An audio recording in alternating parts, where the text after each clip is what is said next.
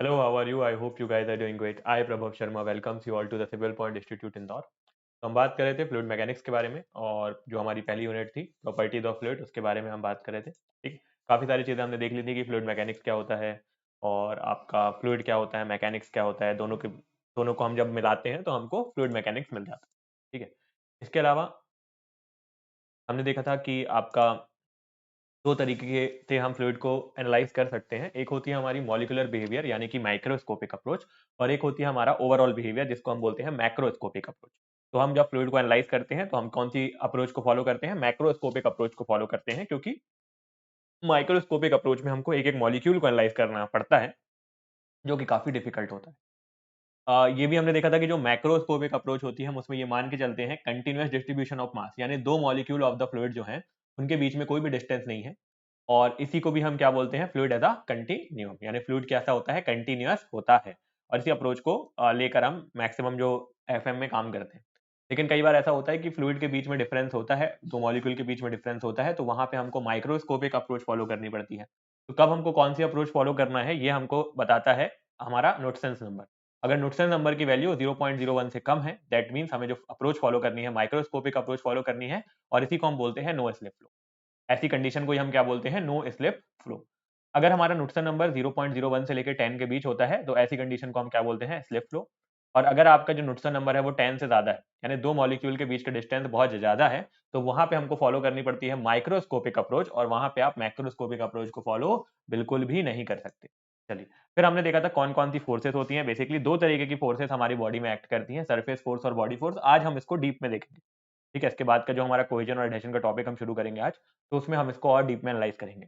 Wait versus मास के बारे में भी हमने बात की थी कि वेट और मास में डिफरेंस क्या होता है। वेट बेसिकली क्या होता है? आपका एक तरीके का फोर्स होता है ड्यू टू ग्रेविटेशनल पुल, और वेयर एज वेट वेट जो होता है वो आपको क्वांटिटी के बारे में बताता है।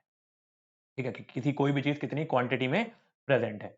फिर हमने देखा था प्रॉपर्टीज ऑफ फ्लूइड, दो तरीके की प्रॉपर्टीज होती हैं। एक मास पे डिपेंड करती हैं, तो वो आपकी हो जाती है एक्सटेंसिव प्रॉपर्टीज, यानी साइज पे जो डिपेंड करती हैं वो एक्सटेंसिव प्रॉपर्टीज। जो मास पे डिपेंड नहीं करती वो इंटेंसिव प्रॉपर्टीज, और कुछ हमने उसके एग्जांपल देखे थे। अगर हम बात करें प्रॉपर्टीज ऑफ फ्लूइड के बारे में, तो हमने डेंसिटी के बारे में बात की थी, यानी कि कंपैक्टनेस, मास अपॉन वॉल्यूम। फिर हमने बात की थी आपके बहुत सारी चीजें इसमें देखी थी। वेट डेंसिटी के बारे में बात की थी, तो वो हो जाता है हमारा रो इंटू जी, यानी कि डेंसिटी इंटू ग्रेविटी या वेट अपॉन वॉल्यूम।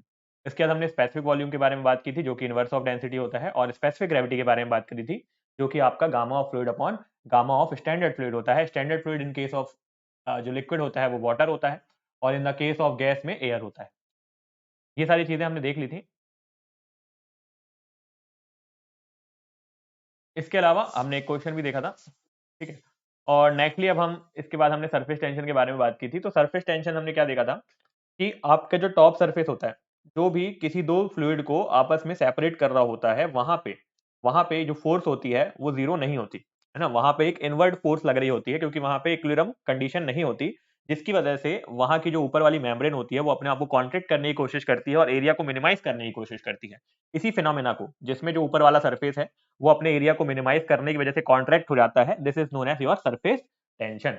ठीक है, और सरफेस टेंशन के ऊपर क्या होता है? आपका फ्री सरफेस। फ्री सरफेस एक ऐसा सरफेस होता है जहां पे आपका जो स्ट्रेस होता है वो नॉर्म कांस्टेंट होता है, और जहां पे शेयर स्ट्रेस जो होता है वो जीरो होता है, तो उस सरफेस को हम फ्री सरफेस बोलते हैं। ठीक है, तो free surface of a liquid behaves like stretch membrane and it tries to minimise its area up to maximum possible extent, resulting in tensile force.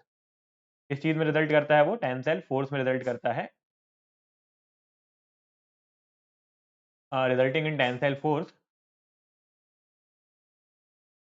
और top which is known as surface tension. ठीक है, अब surface tension का formula हमने देखा था force upon length. एक हमने क्या देखा था, इसी के साथ साथ हमने एक सरफेस एनर्जी के बारे में बात की थी कि कितना हमको वर्क डन करना पड़ा उस एरिया को कॉन्ट्रैक्ट करने में, that is known as your surface energy. और इसीलिए हम सरफेस टेंशन को यहां से हमने एक और डेफिनेशन दी थी, वर्क डन अपॉन एरिया, और इसकी यूनिट क्या हो गई थी? जूल पर मीटर स्क्वायर।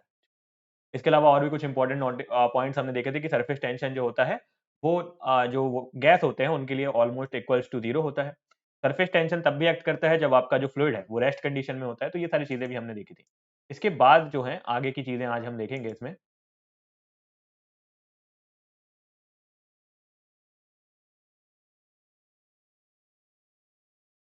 ठीक है, तो आगे की चीजें देखते हैं। अब हम देखते हैं surface tension for different cases, है ना। Surface tension for different cases भी काफी इंपॉर्टेंट है, यहाँ से क्वेश्चन आने के चांसेस होते हैं, तो इसको थोड़ा अच्छे से हम कवर करेंगे। Surface tension for different cases.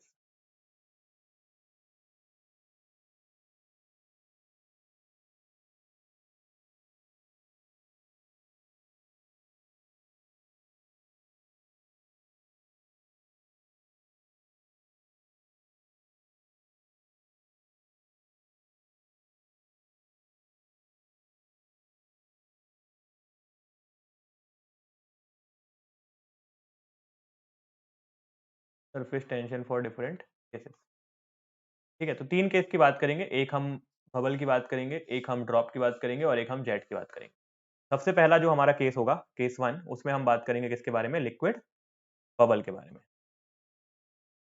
Case one होगा जो हमारा, उसमें हम बात करेंगे लिक्विड बबल।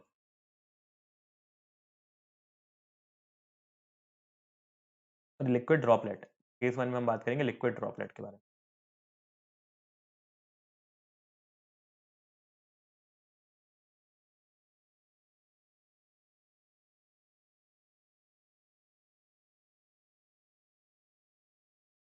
ठीक है, तो यहाँ पे हम सरफेस टेंशन निकालने की कोशिश कर रहे हैं किसके अंदर?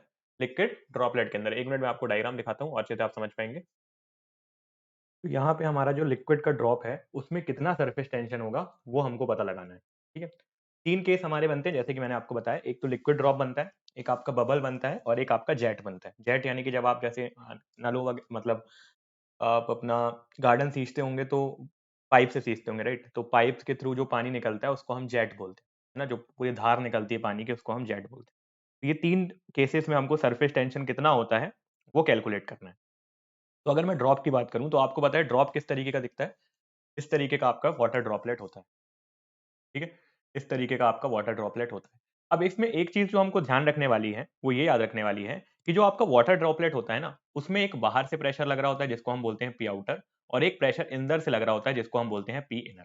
तो ये जो पी आउटर और पी इनर ये जो होते हैं ये बराबर होते हैं। अगर ये दोनों बराबर नहीं हुए, बाहर से अगर कोई ज्यादा प्रेशर लग रहा है तो बबल में, तो बबल बस्ट हो जाएगा। और अगर अंदर से भी ज्यादा प्रेशर लग रहा है, सॉरी नॉट बबल, ड्रॉप में, अगर अंदर से ज्यादा प्रेशर लग रहा है ड्रॉप पे तो ड्रॉप फिर से कोलैप्स हो जाएगा। तो अगर बाहर का प्रेशर ज्यादा हुआ तो भी आपका जो ड्रॉप है वो कोलैप्स हो जाएगा, और अगर अंदर का प्रेशर ज्यादा हुआ तो भी आपका ड्रॉप कोलैप्स हो जाएगा। इसलिए जो हमारा अंदर का प्रेशर है और जो बाहर का प्रेशर है वो दोनों क्या होने चाहिए? बराबर होने चाहिए। तभी जो आपका बबल है, सॉरी, तभी जो आपका ड्रॉप है वो कोलैप्स नहीं करेगा। ये पॉइंट आपके लिए यहाँ पे इंपॉर्टेंट था। ठीक, तो हमने एक ड्रॉप लिया, ड्रॉप को हमने 20 से काट दिया। ठीक, ड्रॉप को जब हम 20 से काटेंगे तो वो कुछ इस तरीके से दिखेगा। अब ड्रॉप के जो सरफेस है, यहाँ पे देखिए पूरा ये, यहाँ पे ना हम पूरे इसकी बात कर रहे हैं। ये जो पूरा सरफेस है यहाँ पे क्या लग रहा होगा? सरफेस टेंशन लग रहा होगा। ठीक है, ये पूरा जो सरफेस है यहाँ पे क्या लग रहा होगा? सरफेस टेंशन लग रहा होगा। ठीक है, ये पूरे सरफेस पे टेंशन नहीं लग रहा होगा, क्योंकि आपका जब हम बात करते हैं ड्रॉप की, पूरे के पूरे,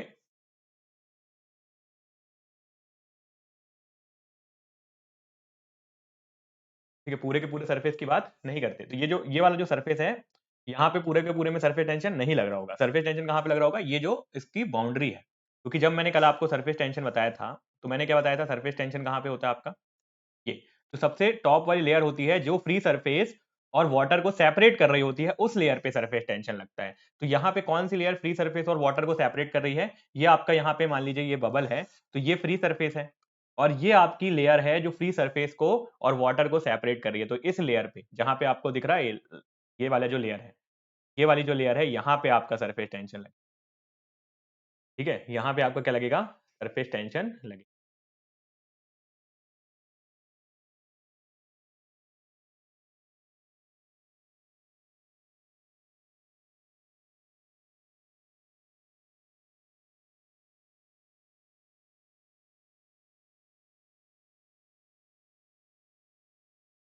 ठीक है, तो कहाँ पे सरफेस टेंशन लगेगा आपका?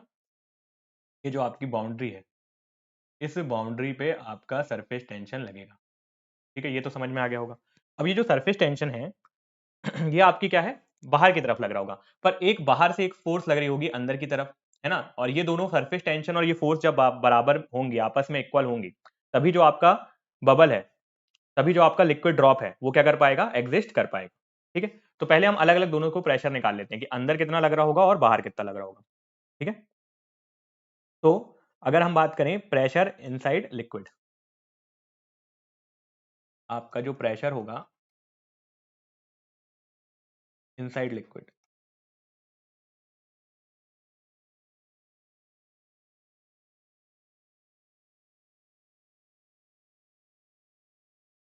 ठीक है, प्रेशर इनसाइड लिक्विड, तो जो प्रेशर आपका लिक्विड के अंदर होगा वो कितना होगा,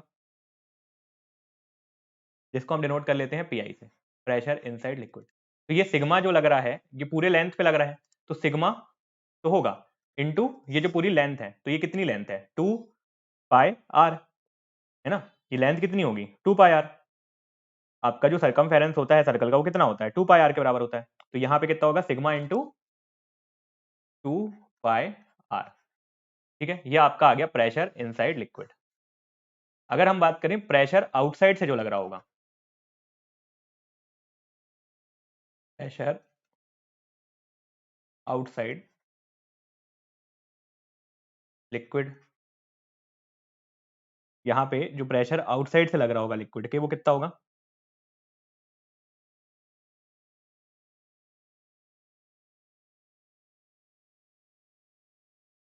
इसको हम बोलेंगे पीओ, ठीक है, इसको हम क्या बोलेंगे पीओ। प्रेशर कितना लग रहा होगा आपका, ये प्रेशर यहाँ पे पी के बराबर लग रहा होगा, ठीक है, ये जो प्रेशर लग रहा होगा वो पी के बराबर लग रहा होगा, पर कहाँ पे लग रहा होगा, तो जो मैंने आपको पहले सरफेस दिखाया था ये सरफेस पे पूरे में प्रेशर लग रहा होगा, तो ये कितना हो जाएगा आपका पाई आर स्क्वायर, तो प्रेशर कितना हो जाएगा यहाँ पे P into pi R square,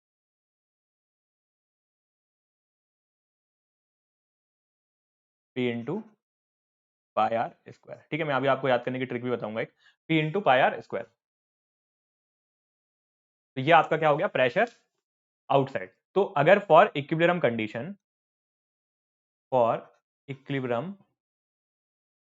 condition जो पी आउटर है और पी इनर है वो क्या होना चाहिए बराबर होना चाहिए। अगर मान लीजिए बाहर से ज्यादा प्रेशर लग रहा होगा तो ये बबल जो है, ये जो ड्रॉप है वो क्या हो जाएगा बस्ट हो जाएगा, और अगर इनसाइड से ज्यादा प्रेशर लग रहा होगा तो भी ये जो ड्रॉप है वो बस्ट हो जाएगा। तो अगर ड्रॉप को इक्विलिब्रियम में रहना है, ठीक है, ड्रॉप को अगर इक्विलिब्रियम में रहना है, देखिए ये वाला जो डायग्राम है इसमें मैं दिखाया हुआ है, ये आपका सरफेस पे बाहर से प्रेशर लग रहा है, तो अगर ड्रॉप को इक्विलिब्रियम में रहना है तो ये दोनों प्रेशर को बराबर होना चाहिए, तभी वो ड्रॉप आपका इक्विलिब्रियम में रह पाएगा।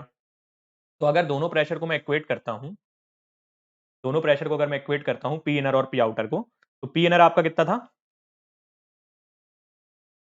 Sigma into 2 pi are. हाँ एक चीज यहाँ पे और इंपॉर्टेंट है, यहाँ पे आपको नंबर ऑफ फ्री सर्फेसेस कितने होंगे, अंदर तो पानी है ना, यहाँ पे नंबर ऑफ फ्री सर्फेसेस कितने थे, यहाँ पे नंबर ऑफ फ्री सर्फेस एक था, है ना, 1 था यहाँ पे नंबर ऑफ फ्री सर्फेस, क्योंकि यहाँ तो पानी था, यहाँ पे एक फ्री सर्फेस बन रहा था। यहाँ पे कितने फ्री सर्फेस बनेंगे, आपका जो ड्रॉप है वहां पे कितने फ्री सर्फेस बनेंगे, यहाँ भी नंबर ऑफ फ्री सर्फेस एक ही होगा, क्योंकि अंदर तो यहाँ पे पानी है, ये अंदर तो यहाँ पे पानी है, और इसके बाहर का जो एयर है ना, एयर तो सिर्फ बाहर है, बाहर इसके एयर है अंदर पानी है, तो फ्री सरफेस यहाँ पे कितने होंगे, यहाँ पे भी फ्री सरफेस एक होगा। ये पूछ लिया जाता है कई बार क्वेश्चन में कि नंबर ऑफ फ्री सरफेस कितने होंगे, और ये फ्री सरफेस भी हमारे लिए इंपॉर्टेंट है, जितने फ्री सरफेस होंगे उतना ही प्रेशर आपके इनसाइड होगा। अगर मान लीजिए दो फ्री सरफेस होते तो दो जगह सरफेस टेंशन लग रहा होता, है ना। आगे हम बात करेंगे किसकी, आपके बबल की, तो बबल में दो फ्री सरफेस होते हैं, है ना, बबल कैसा होता है इस तरीके से बबल होता है, ठीक है, एक अंदर भी एयर होती है और बाहर भी एयर होती है। तो यहाँ पे एक फ्री सरफेस क्या होता है, फ्री सरफेस आपका होता है कि जो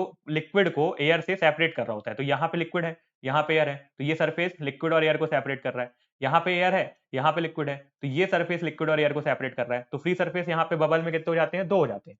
पर अगर हम ड्रॉप की बात करते हैं तो ड्रॉप में नंबर ऑफ फ्री सरफेस कितने होते हैं, एक ही होता है, तो फ्री सरफेस यहाँ पे कितना है ओनली 1 है, तो यहाँ पे हम मल्टीप्लाई करेंगे कैसे 1 से, ठीक है, जितना फ्री सरफेस होगा उतनी जगह सरफेस टेंशन लग रहा होगा, यहाँ पे एक ही फ्री सरफेस है तो एक ही बार सरफेस टेंशन लग रहा होगा, ठीक है, तो यहाँ पे क्या हो जाएगा sigma into 2 pi R, sigma into 2 pi R equals to P into pi R square, ठीक है। तो ये क्या हो जाएगा आपका, अगर आप प्रेशर निकालेंगे तो प्रेशर क्या आ जाएगा आपका, प्रेशर आपका आ जाएगा पाई से पाई कट गया, एक आर से एक आर कट गया, है ना, तो प्रेशर क्या आ जाएगा आपका 2 sigma upon R, 2 sigma upon R, ठीक है, प्रेशर क्या आ गया आपका 2 सिग्मा अपॉन आर। आर को अगर आप डी बाई टू पुट कर दें, आर इक्वल्स टू क्या होगा आपका डी बाई टू, तो अगर आप आर को डी बाई टू पुट कर दें तो आर को अगर आप डी बाई टू पुट करेंगे तो पी इक्वल टू क्या हो जाएगा, 4 सिग्मा अपॉन डी। यही आपको याद रखना है, 4 सिग्मा अपॉन डी। ठीक है, यही आपको याद रखना है, 4 सिग्मा अपॉन डी। अब यहाँ पे आपका सिग्मा क्या है, सरफेस टेंशन है।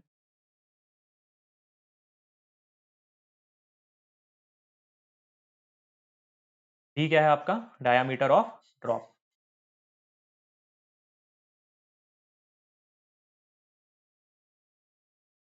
और पी क्या है, pressure in drop.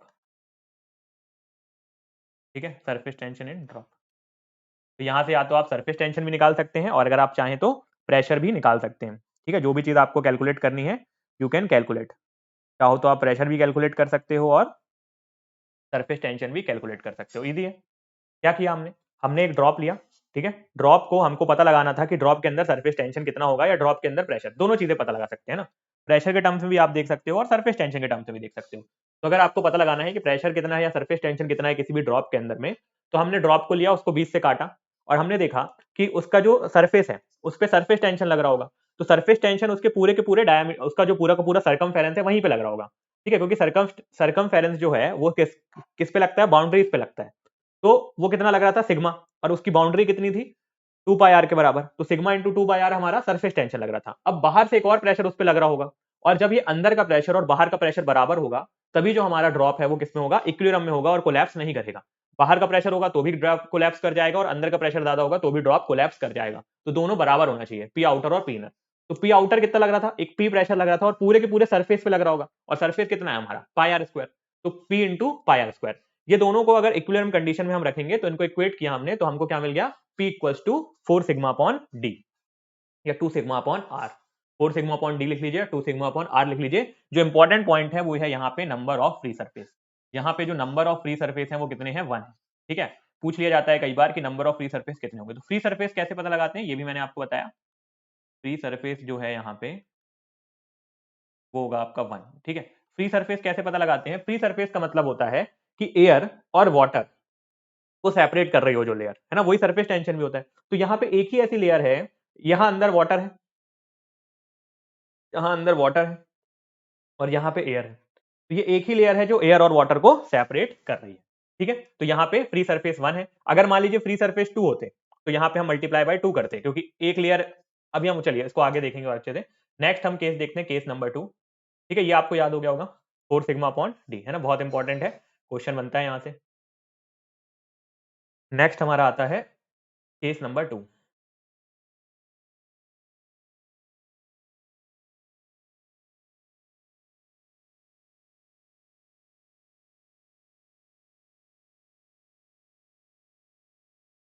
Case number 2 क्या है आपका, सोप बबल, या सिर्फ बबल भी बोल सकते हैं। सोप बबल लिखेंगे तो थोड़ा सा हमको ट्रिक बनाने में आसानी होगी। सोप बबल, ठीक है, सोप बबल देखते हैं। ये है आपका सोप बबल। ठीक, अब यहाँ पे आप सोप बबल में देखो, सोप बबल में देखो, यहाँ पे भी वाटर है, यहाँ पे ये जो मैं दिखा रहा हूँ ये वाटर है, यहाँ पे आपकी एयर होगी और यहाँ पे भी आपकी एयर होगी। ठीक है, पहले तो आप ये समझो। अब इसके बाद हमारा ये लिक्विड का बबल है, इसका डायमीटर डी है ना, पिछले भी यहाँ पे भी लिक्विड का ये जो हमने लिया था इसका भी डायमीटर क्या था, डी था। ठीक है, अभी जो सोप बबल है इसका भी डायमीटर कितना है, डी है। अब इसका डायमीटर अगर डी है, ठीक है, अब यहां पे भी हमको क्या करना पड़ेगा, इनसाइड प्रेशर और आउटसाइड प्रेशर को कैलकुलेट करना होगा। ठीक, यहां भी इनसाइड प्रेशर और आउटसाइड प्रेशर बराबर होगा तभी जो हमारा बबल है वो इक्विलिब्रियम में रहेगा, अदरवाइज वो क्या हो जाएगा, कोलैप्स हो जाएगा। ठीक है, तो यहाँ पे अंदर एयर है, बस ये बात आप अभी याद रखो। चलो, तो अब इसको अगर हम देखें, केस 2 को, हमारे सोप बबल को, तो सबसे पहले यहाँ पे आप नंबर ऑफ फ्री सरफेस बताइए मुझे। यहाँ पे नंबर ऑफ फ्री सरफेस बताइए। नंबर ऑफ फ्री सरफेस कितना होगा, यहाँ एयर है, यहाँ एयर है, यहाँ पे वाटर है, तो ये एक सरफेस ये हो गया। फिर यहाँ पे एयर है और यहाँ वाटर है, दूसरा सरफेस हो गया। तो नंबर ऑफ फ्री सरफेस यहाँ पे कितने हो गए, नंबर ऑफ फ्री सरफेस यहाँ पे कितने हो गए, 2 हो गए। यहाँ पे नंबर ऑफ फ्री सरफेस कितने हो गए, 2 हो गए। एक सरफेस ये हो गया जो रेड से आपको दिख रहा है, ठीक है, और एक सरफेस मैं आपको येलो से दिखा देता हूँ। एक सरफेस ये हो गया, तो नंबर ऑफ फ्री सरफेस कितने हो गए? 2 हो गए।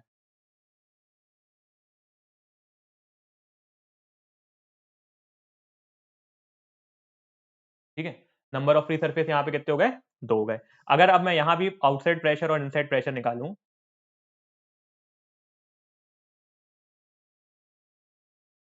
प्रेशर इनसाइड बबल निकालूं अगर मैं, प्रेशर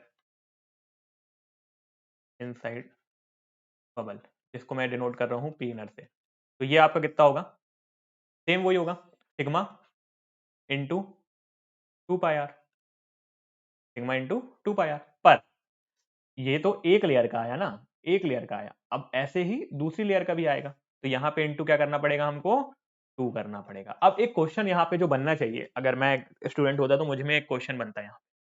क्या क्वेश्चन बनता कि देखिए, जब हम किसी बबल की बात कर रहे हैं, तो बबल मैं बता रहा हूँ कुछ इस तरीके से हो, ठीक है? तो जब मैं अंदर वाले सरफेस की बात करूंगा तो यहाँ पे डायमीटर अलग होना चाहिए, डी होना चाहिए, डी वन होना चाहिए। पर जब मैं बाहर वाले सरफेस की बात करूंगा तो यहाँ पे डायमीटर दूसरा होना चाहिए, है ना? तो यहाँ पे हम एक ही आर क्यों ले रहे हैं? तो हम एक ही आर इसलिए ले रहे हैं क्योंकि जो बाउंड्री है, जो दोनों का नेग्लेक्ट करने वाली जो लेयर है, वो इतनी माइन्यूट है कि वहां पे जो डायमीटर है वो वेरी नहीं करेगा। क्या बोल रहा हूँ मैं? कि अगर एक ये बबल है और इसके अंदर एक और, यही हम बोल रहे हैं ना कि यहाँ पे लिक्विड है, यहाँ पे यहाँ पे एयर है, और यहाँ पे भी एयर है, ठीक है? यहाँ पे आपका सरफेस टेंशन लग रहा होगा, और ये मतलब ये फ्री सरफेस एक बन रहा है और एक ये फ्री सरफेस बन रहा है। तो जब मैं डी ले रहा हूँ तो यहाँ से यहाँ अलग क्यों नहीं ले रहा, और यहाँ से यहाँ तक मैं अलग डी क्यों नहीं ले रहा, एक ही आर में क्यों ले रहा हूँ? है ना, मेरा तो ये होना चाहिए ना 2 पाई R1 प्लस 2 पाई R2, इस तरीके से मुझे लिखना चाहिए था यहाँ पे, पर मैंने तो एक ही 2 पाई R लिख दिया, है ना? एक ही 2 पाई R लिख के उसको मल्टीप्लाई बाई 2 कर दिया, क्यों? मेरे को तो ऐसा लिखना चाहिए था ना, सिग्मा इंटू 2 पाई R1 प्लस सिग्मा इंटू 2 पाई R2, इस तरीके से लिखना चाहिए था, तो ये सही सरफेस टेंशन, ये सही प्रेशर आता। लेकिन मैं तो सिर्फ सिग्मा इंटू 2 पाई R लिख के इंटू 2 कर दे रहा हूँ, ऐसा क्यों कर रहा हूँ? तो ऐसा मैं इसलिए कर रहा हूँ क्योंकि जो यहाँ पे थिकनेस होगी वो इतनी माइन्यूट होगी कि हमको जो रेडियस है उसको वेरी करना, वैसे ही ड्रॉप आपने देखा होगा बबल कितना सा होता है, छोटा सा बबल होता है। अब उसके अंदर भी जो यहाँ पे लेयर होती है वो इतनी माइन्यूट होती है कि हमको D1 और D2 करने की जरूरत नहीं होती, तो हम उसको R ले लेते हैं, ठीक है? और इंटू 2 इसलिए किया क्योंकि यहाँ पे नंबर ऑफ फ्री सरफेस 2 है, एक सरफेस टेंशन यहाँ लग रहा होगा और एक सरफेस टेंशन बाहर वाले लेयर पे लग रहा होगा। प्रेशर आउटसाइड सेम रहेगा, प्रेशर जो आउटसाइड से लग रहा है वो अभी भी यहाँ पे सेम रहेगा, प्रेशर आउटसाइड से जो लग रहा है वो अभी भी यहाँ पे सेम।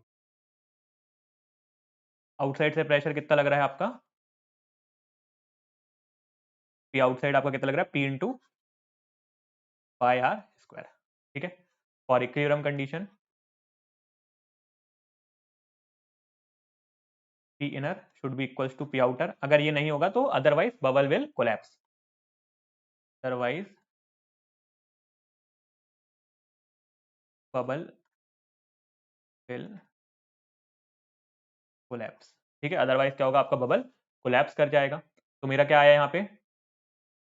2 इंटू 2 पाई R² था ना, सॉरी, तो पी इनर और पी आउटर को अगर मैं इक्वेट करता हूँ तो sigma into 4 pi R equals to P into pi R²। तो यहाँ से अगर मैं पी निकालता हूँ तो पी क्या आ जाता है? पी यहाँ पे आर से आर कट गया, पाई से पाई कट गया, तो पी आ जाता है 4 सिग्मा अपॉन R। और अगर मैं इसको रेडियस के टर्म में लिखता हूँ तो पी आ जाता है मेरा 8 सिग्मा अपॉन, ये मेरा किसके लिए हो जाता है? बबल के लिए हो जाता है, ठीक है? ये मेरा किसके लिए हो जाता है? प्रेशर फॉर बबल, ठीक है? ये क्या हो गया मेरा? Pressure for bubble.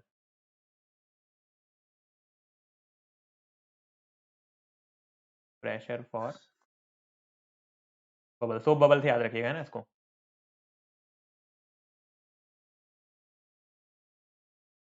और यहाँ पे मेरा क्या था? ये pressure for drop, pressure for drop, ठीक है? अब थर्ड केस देखते हैं, प्रेशर फॉर जेट। ये तो केस नंबर 3 के बारे में बात करते हैं, जो कि आपका होगा जेट, ठीक है? केस नंबर 3 क्या हो जाएगा आपका? Jet.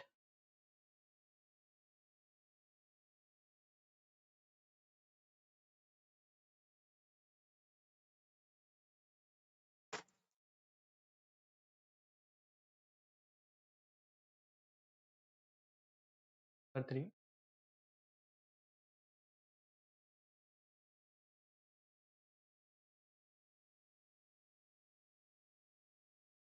Will be liquid jet.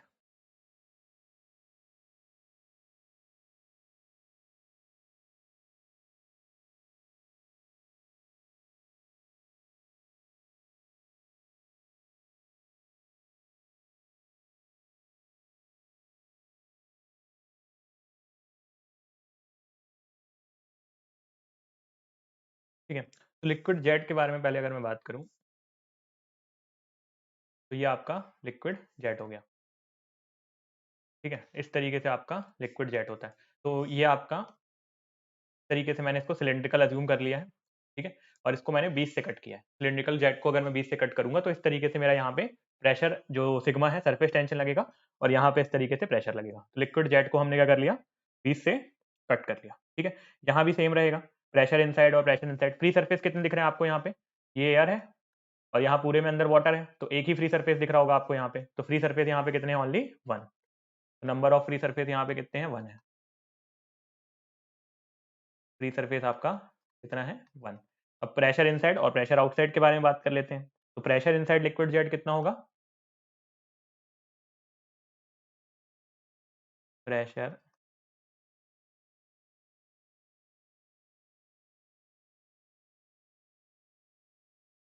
Inside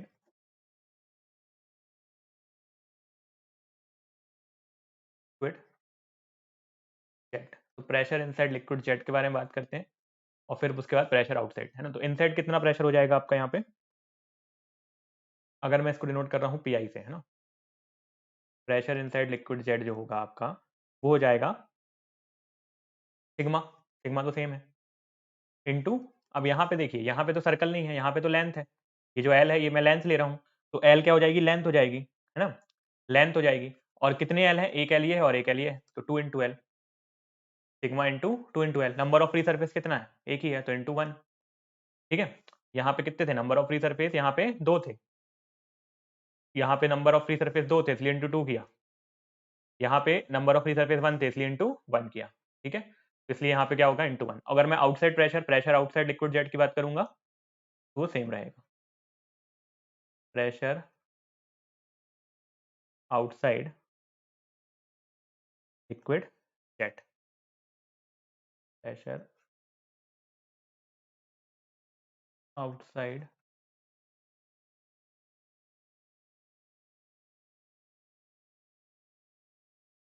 jet, जिसको हम बोल सकते हैं पी आउटर। तो पी आउटर क्या हो जाएगा आपका, पी आउटर हो जाएगा आपका, जो प्रेशर है वो, ठीक है। अब ये प्रेशर कहाँ पे लगेगा, ये सरफेस पे लगेगा। ठीक है, इस सरफेस पे पूरा प्रेशर लगेगा, तो ये कितना हो गया, लेंथ पे, पूरे लेंथ पे लगेगा। ठीक है, अगर यहाँ पे मैं ऐसे देखूं तो ये इस तरीके से होगा, है ना। यहाँ पे जब मैंने देख रहा हूँ तो ये पूरा का पूरा लेंथ पे लग रहा है। देखिए, इसको ऐसे समझते हैं,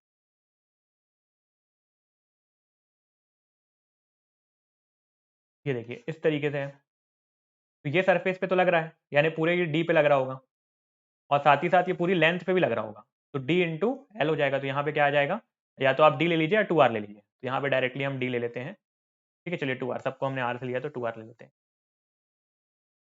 2 आर। ठीक है, डी को हमने क्या लिख दिया, 2 आर। तो ये हमारा आउटसाइड प्रेशर। तो for equilibrium condition, P inner equals to P outer. अगर मेरी कंडीशन क्या हो, इक्विलिब्रियम कंडीशन के लिए पी इनर जो है वो किसके बराबर होना चाहिए, पी आउटर के बराबर होना चाहिए। कर लेते हैं पी इनर और पी आउटर को बराबर। तो पी इनर मेरा कितना था, पी इनर था मेरा सिग्मा इंटू 2 इंटू एल, तो 2 sigma L, 2 sigma L equals to, ये कितना आ गया मेरा, ये था मेरा P into L into 2 R, P into L into 2 R. तो पी से, अगर यहाँ से मैं पी निकालूंगा तो पी कितना आ जाएगा, पी आ जाएगा मेरा 2 से 2 कट जाएगा, तो यहाँ पे क्या बचेगा, सिग्मा अपॉन आर। क्या बचेगा, सिग्मा अपॉन आर। यहाँ से हमें प्रेशर क्या मिल गया, सिग्मा अपॉन आर। और अगर आर को मैं क्या लिख दूँ, 2D लिख दूँ, यहाँ पे प्रेशर क्या आ जाएगा,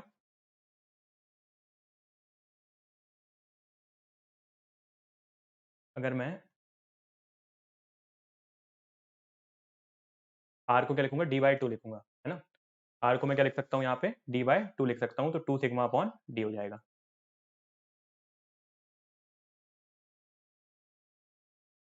प्रेशर यहाँ पे हो जाएगा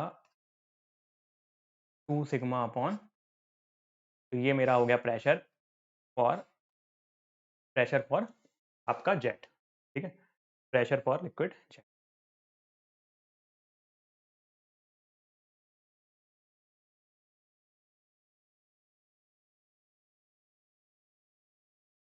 प्रेशर फॉर लिक्विड, तो ये आपका प्रेशर हो गया लिक्विड जेट के लिए। ठीक है, 2 सिग्मा अपॉन डी। अब एक अगर हम तीनों का कंपैरिजन देख लेते हैं, ठीक है, तीनों का कंपैरिजन अगर देख लेंगे तो और अच्छे से चीज़ें क्लियर हो जाएंगी। ये हमारा तीनों का क्या है, कंपैरिजन है। ठीक है, तो सबसे पहले हमने बात की बबल के बारे में, तो बबल क्या था आपका 8 सिग्मा अपॉन डी, फिर ड्रॉपलेट 4 सिग्मा अपॉन डी, और फिर लिक्विड जेट। ठीक, तो इसको आप इसी तरीके से याद रखिए। सो बबल छोड़िए, यहाँ पे हम बबल ही रख लेते हैं इसको।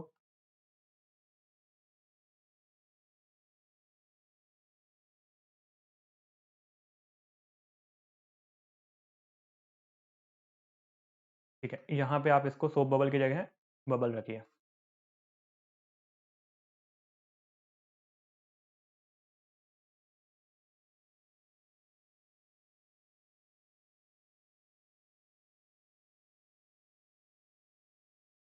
ठीक है, इसको हमने क्या रखा, बबल रखा है। तो यहाँ पे आप देखिए, अगर इसको याद करने की मैं आपको ट्रिक बताऊं, तो सबसे पहले क्या आएगा, बी आएगा।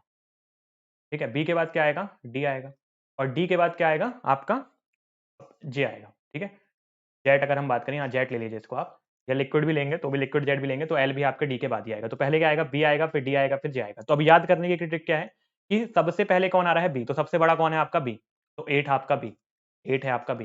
देन उसके बाद कौन आ रहा है, डी आर, तो 4 हो गया आपका डी, और फिर जे आ रहा है, तो जे आपका हो गया 2।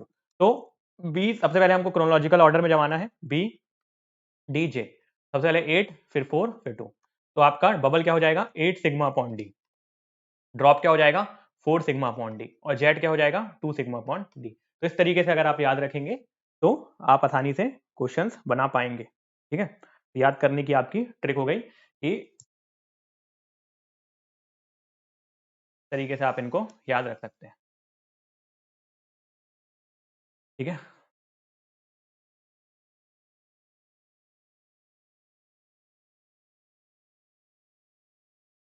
तो ये आपका हो गया तीनों का कंपैरिजन। ठीक है, चलिए नेक्स्ट टॉपिक देखते हैं, आपका एडहेशन एंड कोहेजन। ठीक है, नेक्स्ट टॉपिक आपका जो होगा वो होगा एडहेशन एंड कोहेजन। तो यहाँ पे सरफेस टेंशन पे ये सारी चीजें थी हमारी। ठीक है, सरफेस टेंशन में हमने क्या क्या देखा, बेसिकली हमने सरफेस टेंशन में देखा कि आपका सरफेस टेंशन होता क्या है, किस तरीके से सरफेस टेंशन को निकाला जाता है। फिर सरफेस टेंशन हम अलग अलग केसेस के लिए देख रहे थे।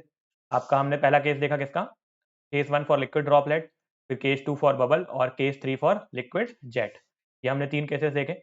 अब हम बात करते हैं किसके बारे में, नेक्स्ट केस, नेक्स्ट जो हमारा है,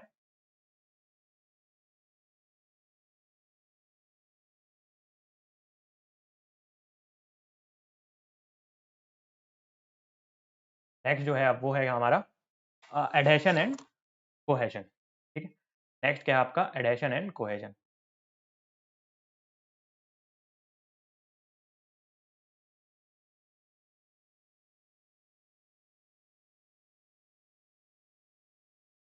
एडहेशन एंड कोहेजन,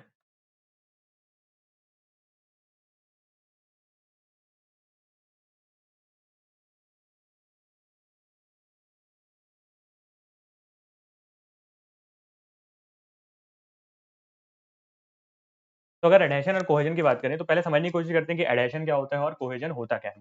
तो जैसे कि एड में आपको, एडहेशन में आपको क्या समझ में आ रहा होगा, एड, एड यानी कि क्या होता है, सम। ठीक है, तो एडहेशन क्या होता है, एक तरीके की फोर्स होती है जो कि दो सरफेस के बीच में एक्ट कर रही होती है। ठीक है, लेकिन ये दोनों सरफेस के अलग अलग मॉलिक्यूल्स के बीच में एक्ट कर रही होती है। तो adhesion is a force of attraction between molecules of two different surfaces. इसको कैसे समझेंगे हम, तो हम समझेंगे एग्जांपल से। तो अगर मैं एडहेशन की, पहले एडहेशन की बात करते हैं फिर कोहेजन की बात करेंगे, है ना। पहले एडहेशन की समझने की कोशिश करते हैं फिर कोहेजन।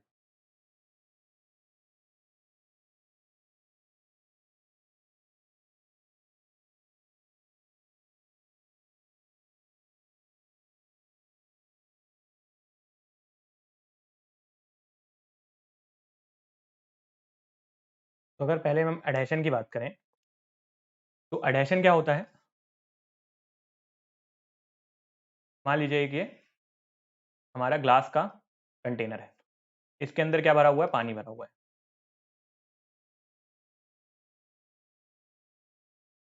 इसके अंदर आपका ये पानी भरा हुआ है।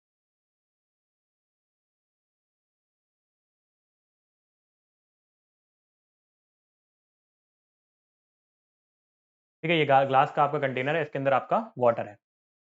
अब यहाँ पे जो वाटर का एक मॉलिक्यूल होगा, वो ग्लास के साथ क्या होगा? चिपकेगा। ये जो मॉलिक्यूल है, ये क्या होगा? ग्लास के साथ चिपकने की कोशिश करेगा।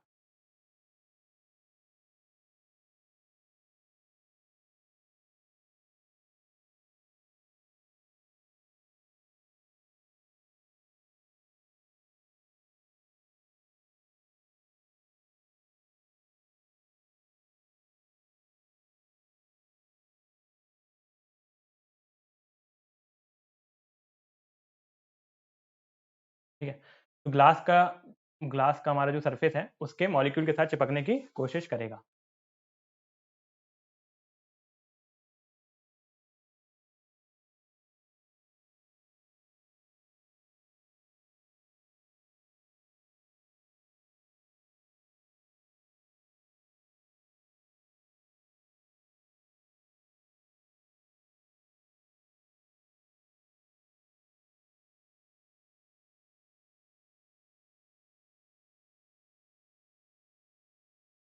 ठीक है, तो ये हमारा ग्लास का क्या है? सरफेस है। तो जो लिक्विड है और सॉलिड के बीच का इंटरेक्शन है, ये मॉलिक्यूल जो है आपका ग्लास के साथ क्या करेगा? अट्रैक्ट होने की कोशिश करेगा। अगर ये मॉलिक्यूल जो है वो ग्लास के सरफेस के साथ चिपक जा रहा है, मॉलिक्यूल जो है वो ग्लास के सरफेस के साथ चिपक जा रहा है, तो इसको हम क्या बोलेंगे? एडहेशन बोलेंगे। ठीक है, तो बेसिकली क्या होता है कि एडहेशन जो होता है वो फोर्स ऑफ अट्रैक्शन होता है बिटवीन टू डिफरेंट मॉलिक्यूल्स। यानी एक मॉलिक्यूल हमारा वाटर का है और एक मॉलिक्यूल हमारा ग्लास का है। तो अगर इनके बीच में आपस में क्या है? प्यार है, यानी इनके बीच में क्या है? फोर्स ऑफ मतलब अट्रैक्शन है, इनके बीच में अट्रैक्शन है, तो उसको हम क्या बोलते हैं? एडहेशन बोलते हैं। तो adhesion is the force of attraction between to different molecules. ठीक है, तो adhesion is the force of attraction between to different molecules. तो यहां से एडहेशन को हम डिफाइन कर लेते हैं।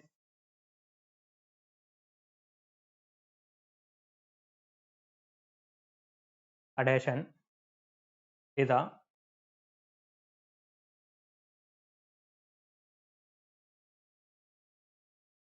Adhesion is a force of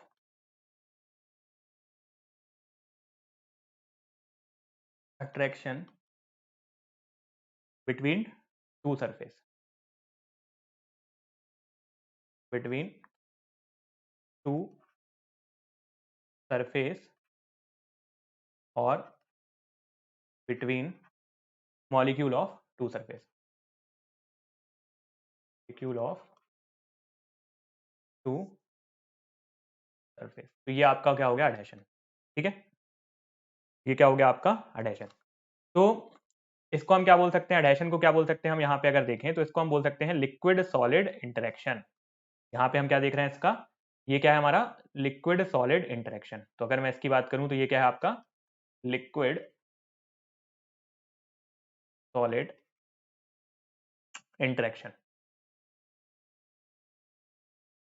ठीक है, सेकंड मैं बात करूं किसकी? अगर कोहेजन की। सेकंड अगर मैं बात करूं किसके बारे में? कोहेजन के बारे में।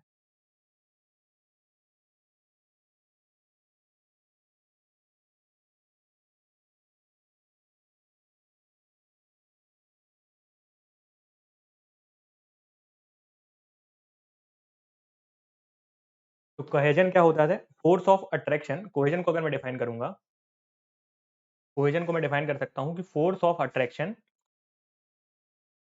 Between same molecule,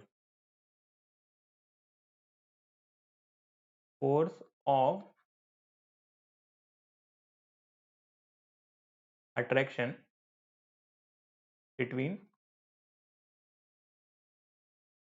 same molecules. तो अगर सेम मॉलिक्यूल्स के बीच में फोर्स ऑफ अट्रैक्शन होता है, तो उसको हम क्या बोल देते हैं? कोहेजन बोल देते हैं। ठीक है, या इसको हम ये बोल सकते हैं, या force of attraction between molecule of same medium,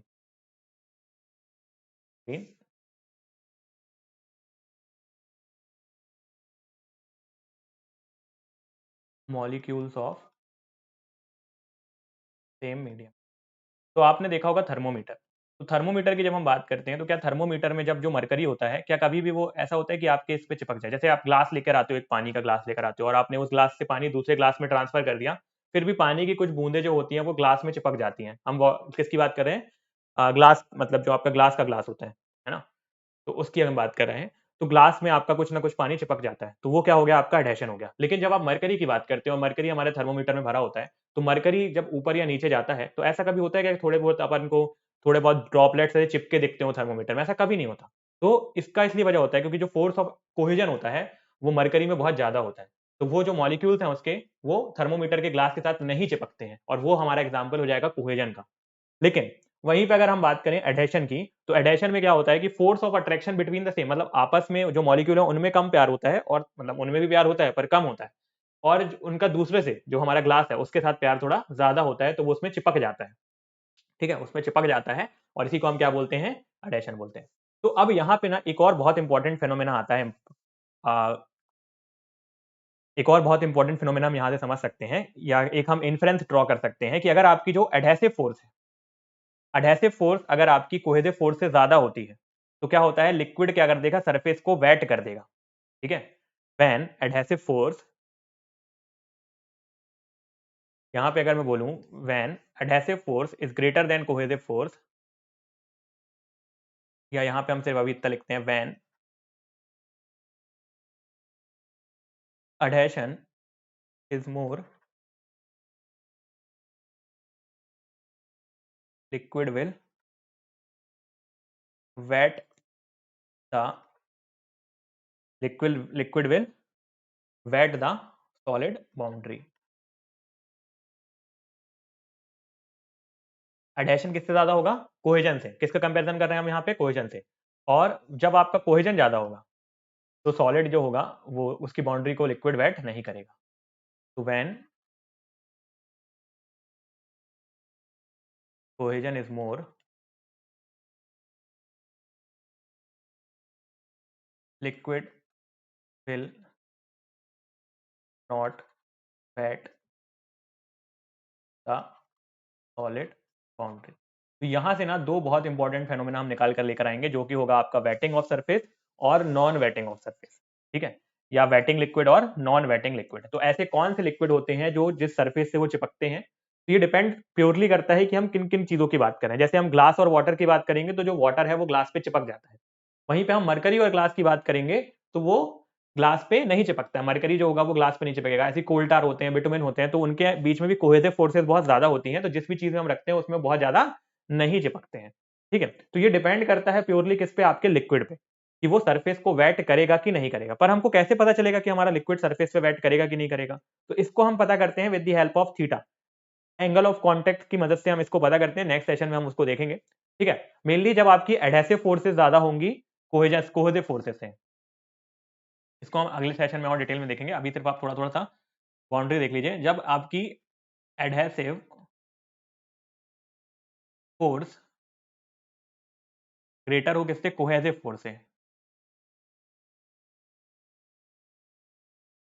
ठीक है, तो यहां पे आपका क्या होगा? Liquid will wet the surface, liquid will wet the surface. और अगर आपकी कोहेसिव फोर्स, अगर आपकी कोहेसिव फोर्स ज्यादा है,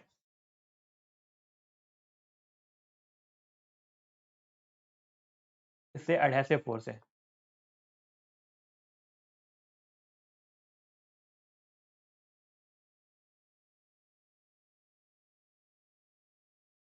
तो liquid will not wet the surface.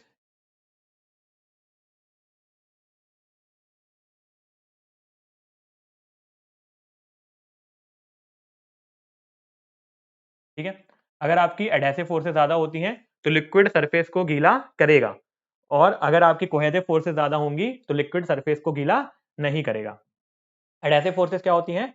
Force of attraction यानी फोर्स दो सरफेसेस के मॉलिक्यूल्स के बीच में है, जिसकी वजह से एक सरफेस का मॉलिक्यूल दूसरे मतलब लिक्विड का मॉलिक्यूल आपका जो सॉलिड के मॉलिक्यूल है उसके साथ चिपक जाता है, तो उसको हम एडहेशन बोलते हैं। जैसे एडहेशन में आप देखते होंगे फेविकॉल, फेविकॉल हो गया या आपका गम हो गया, तो जिस भी चीज पे हम उसको चिपकाते हैं फेविकॉल या गम को, वो चिपक जाती है, तो उसको इसलिए हम एडहेसिव बोलते हैं। और कोहेसिव का मतलब कि वो आपस में चिपके रहें, किसी और के साथ ना चिपके। ठीक है, तो जो भी मॉलिक्यूल्स होते हैं उसमें फोर्स ऑफ एडहेशन और कोहेजन दोनों होता है। ऐसा नहीं होगा कि सिर्फ कोहेसिव फोर्सेस हो और एडहेसिव फोर्सेस हो, दोनों फोर्सेस होंगी। पर जो भी फोर्स ज्यादा होगी उसमें से, उसके हिसाब से हमारा जो लिक्विड है वो बिहेव करेगा। अगर कोहेसिव फोर्सेस ज्यादा होंगी तो वो किसी भी चीज में चिपकेगा नहीं, खुद में ही चिपका रह जाएगा। लेकिन अगर एडहेसिव फोर्सेस ज्यादा होंगी तो वो दूसरी चीज में ज्यादा चिपकेगा, अपने खुद में कम चिपक पाएगा। तो यही आपका बेसिक यहाँ पे इन्फरेंस जो है हम वो ड्रॉ कर सकते हैं। ठीक है, यही आपका बेसिक इन्फ्लुएंस हम यहाँ पे ड्रॉ कर सकते हैं। तो ये सारी चीजें थी आज के लिए। ठीक है, इसके बाद जो नेक्स्ट सेशन होगा उसमें हम कैपिलरिटी का कॉन्सेप्ट समझेंगे, डेरिवेशंस जो हमारे कैपिलरिटी के हैं वो डिराइव करेंगे, कैपिलरी राइज कैपिलरी फॉल के बारे में देखेंगे, वो भी काफी इंपॉर्टेंट होगा। और अभी हम यहाँ पे क्या बोलते हैं, कोहेजन और एडिशन की बात हमने कर ली, लेकिन अभी हम वेटिंग ऑफ लिक्विड और नॉन वेटिंग ऑफ लिक्विड के बारे में बात करेंगे कि किस तरीके से हम पूरा एनालिसिस करते हैं कि सरफेस हमारा गीला होगा कि नहीं होगा। तो वो हम थीटा यानी एंगल ऑफ कांटेक्ट की मदद से करते हैं। तो वो सारी चीजें हम देखेंगे, है ना, वेटिंग लिक्विड और नॉन वेटिंग लिक्विड में किस तरीके से हम थीटा को एनालाइज करते हैं, तो हम डायग्राम्स के फॉर्म में अच्छे से समझेंगे उसको, और कैपिलरिटी को भी हम फिर अच्छे से समझेंगे। तो अगर इस सेशन की मैं बात करूं क्या क्या चीजें हमने पढ़ी, एक बार क्विकली चीजों को रिवाइज कर लेते हैं, ताकि हम जब नेक्स्ट सेशन में आए तो हमें चीजें क्या हो, क्लियर हो। तो सब सरफेस टेंशन की बाद में हम बात कर रहे थे अलग अलग केसेस में, हमने बात की किसके बारे में, लिक्विड ड्रॉपलेट के बारे में हमने बात की। तो बेसिकली लिक्विड ड्रॉपलेट में क्या होता है, आपका जो प्रेशर इनसाइड और प्रेशर आउटसाइड को हम करते हैं, इनसाइड प्रेशर और आउटसाइड प्रेशर जब बराबर होगा तभी जो आपका सरफेस है, पर तभी जो आपका लिक्विड है वो एग्जिस्ट करेगा, जो आपका ड्रॉपलेट है वो एग्जिस्ट करेगा, अदरवाइज वो कोलैप्स कर जाएगा। तो इनसाइड प्रेशर और सरफेस टेंशन की वजह से होता है। तो सरफेस टेंशन आपका कितना है, यहाँ पे सरफेस टेंशन है आपका सिग्मा इंटू 2 पाई आर के बराबर। और अगर हम आउटसाइड प्रेशर की बात करें तो P into pi R square के बराबर। इसको हमने जब रिलेट कराया तो हमारा जो प्रेशर निकल कर आया वो निकल कर आया 4 सिग्मा अपॉन डी। सेकंड हमने देखा किसके बारे में बात की हमने, सेकंड हमने बबल के बारे में बात की। सेकंड हमने बात की किसके बारे में, बबल के बारे में। तो बबल में क्या हुआ आपका, यहाँ पे दो फ्री सरफेस बन रहे थे, इसके पहले हमारा एक ही फ्री सरफेस था, यहाँ पे दो फ्री सरफेस बन रहे थे। तो हमने क्या किया, इनसाइड प्रेशर को मल्टीप्लाई बाय 2 किया, इक्वेट कराया आउटसाइड प्रेशर के साथ। तो जो हमारा टोटल प्रेशर निकल कर आया वो आया 8 सिग्मा अपॉन डी के बराबर। थर्ड हमने जेट के बारे में बात की, तो यहाँ पे फ्री सरफेस हमारा एक ही था, टोटल पूरी लेंथ में हमारा प्रेशर लग रहा था, तो सिग्मा इंटू लेल किया हमने। और दो लेंथ थी हमारी, है ना, एक तरफ लेंथ दूसरी तरफ लेंथ, तो 2L हमने दिया इसको। और बेसिकली जब हमने इसको आउटसाइड प्रेशर के साथ रिलेट कराया तो हमारा जो फॉर्मुला निकल कर आया वो आया 2 सिग्मा अपॉन डी के बराबर। तो अगर तीनों को मैंने कंपेयर किया, तीनों को जब मैंने कंपेयर किया तो मुझे रिलेशन से समझ में आया कि अगर मैं इनका रेशियो निकालूं तो 4:2:1 बनता है। अल्फाबेटिकल ऑर्डर के हिसाब से हमको इसको अरेंज कर देना है, पहले बी फिर डी फिर जे, बबल ड्रॉपलेट और जेट। बबल का अगर देखेंगे तो 8 आएगा, ड्रॉपलेट की बात करेंगे तो 4 आएगा, और जेट की बात करेंगे तो 2 आएगा। इसको रिलेशनशिप रेशियो में देखेंगे, अगर हमसे किसी भी दो का रेशियो पूछे, अगर आपसे पूछे कि what is the ratio of pressure, ठीक है, क्वेश्चन मैं आपको देता हूँ, देखते हैं आप कर पा रहे हैं कि नहीं।